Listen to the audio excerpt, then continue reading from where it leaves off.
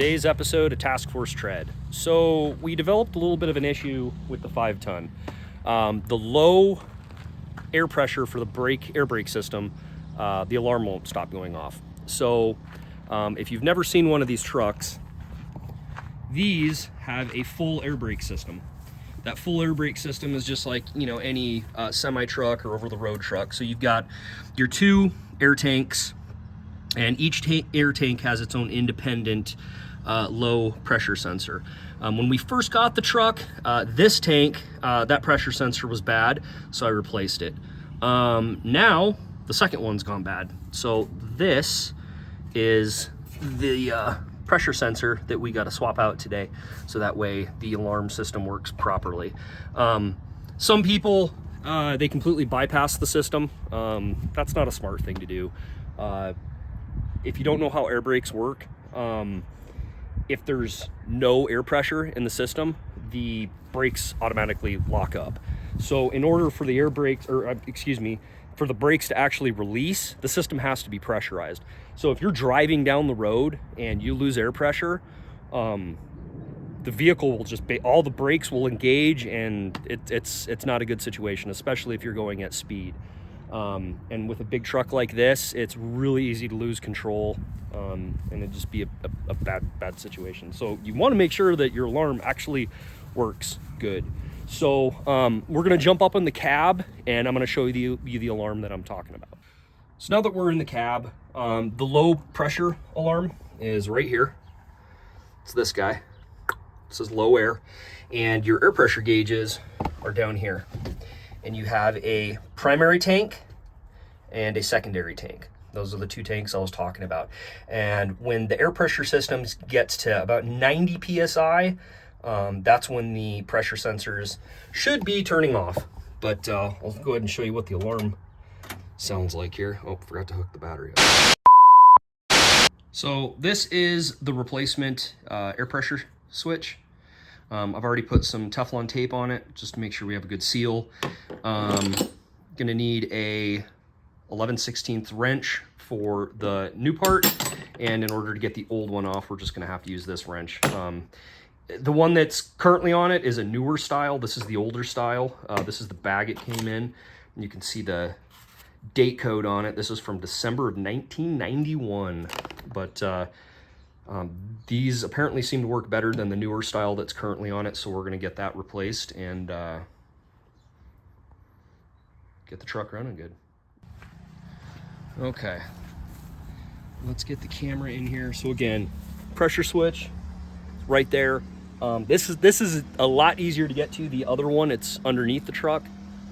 So today I don't have to lay on my back in order to fix it, unlike the first one I did. So let's get the camera in here so you guys can see what I'm doing.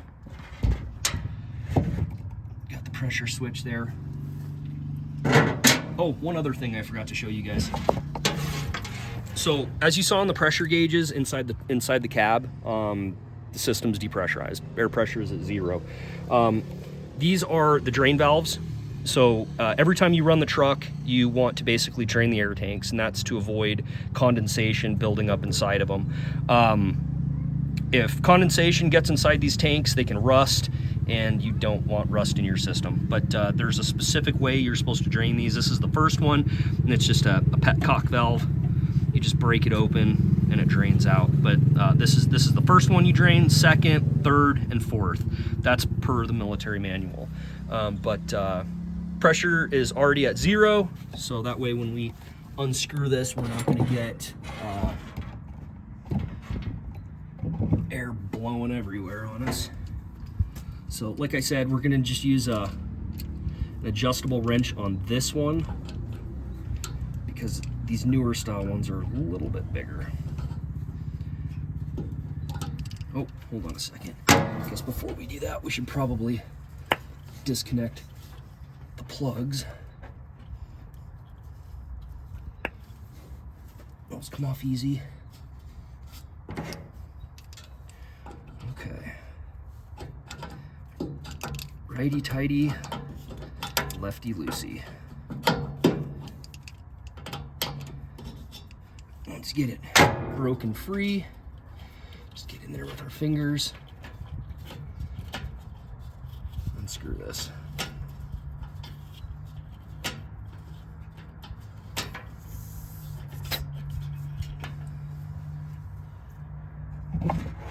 All right. So as you can see, these are the newer style ones. You can find these online and they're super expensive, and apparently they're not as good as these. So this is what I replaced the previous one with. Yeah, this guy decided to give up the ghost on us. So now let's get this new one installed.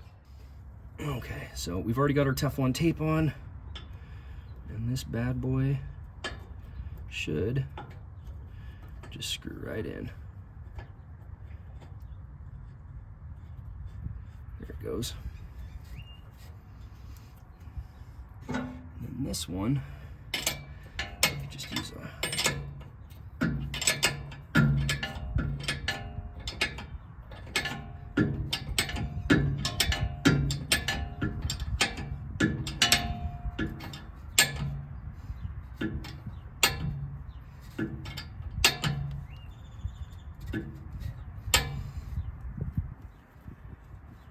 nice and snug. And then all we got to do is connect up the wires. If I can get it in there.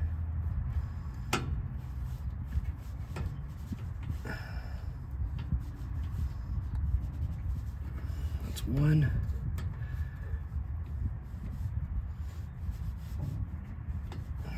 And that's two. Cool. So that should be it. Simple as that. We'll get the truck fired up, let it idle, and see if the air pressure switch alarm shuts off when we hit about, like I said, 90 psi. So let's jump up in the cab and check it out. Okay, so now we're back up in the cab. We're gonna go ahead and get this thing fired up. It's gonna get loud, but I'll show you what the low air alarm looks like. And like I said, hopefully we fixed it and it shuts off when it's supposed to.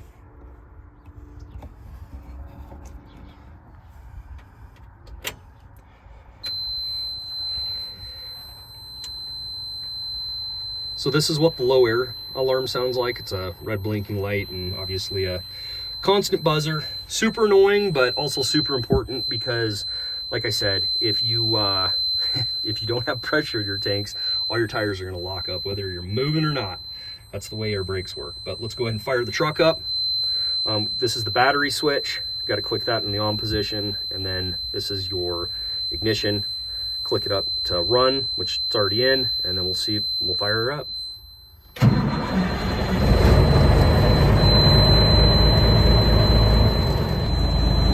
So as you can see, we're starting to build air pressure. The alarm is still going off. Obviously, we're only about 30 psi in each tank. Got the alarm, and it should shut off as soon as we get to about 90. So let's keep our fingers crossed and hope this fixes it.